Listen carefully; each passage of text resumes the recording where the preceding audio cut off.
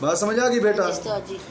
اور آگے مسئلہ یہ ہے کہ نابالغ جو بچہ ہوتا ہے اس پر وضو فرض نہیں ہوتا، نابالغ بچے پر وضو فرض نہیں ہوتا، مگر اس سے وضو کروانا چاہیے تاکہ اس کو وضو کرنا آ جائے اور وضو کے مسائل سے بھی آگاہ ہو جائے، مگر اس پر وضو فرض نہیں ہوتا۔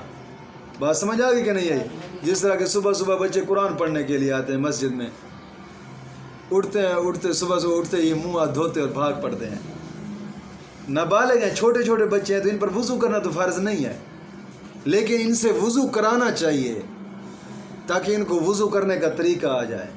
بات سمجھ آ گئی کہ نہیں آئی؟ اور اسی طرح آگے مسئلہ یہ ہے کہ لوٹے کی ٹونٹی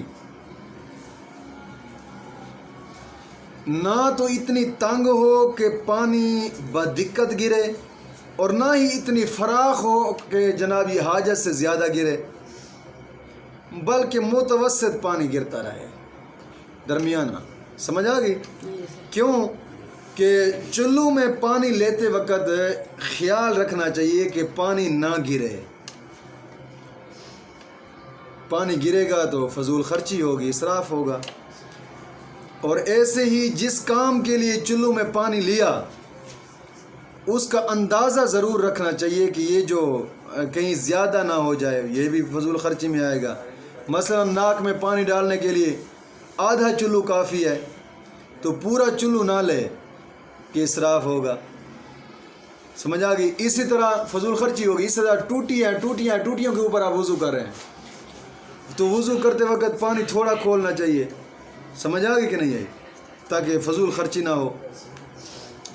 اسی طرح ایک اور مسئلہ یہ ہے کہ کوئی شخص ایسے ہوتے ہیں کہ جن کے ہاتھوں کے اوپر یا پاؤں کے اوپر یا سینہ کے اوپر یا پشت کے اوپر بہت زیادہ بال ہوتے ہیں، اور کبھی کبھار لوگ پوچھ بھی ہوتے ہیں بھئی پشت کے اوپر جو بال ہیں یا سینے کے اوپر بال ہیں یا بازوؤں کے اوپر بال ہیں، پاؤں کے اوپر بال ہیں، کیا ہم کٹوا سکتے ہیں، ترشوا سکتے ہیں؟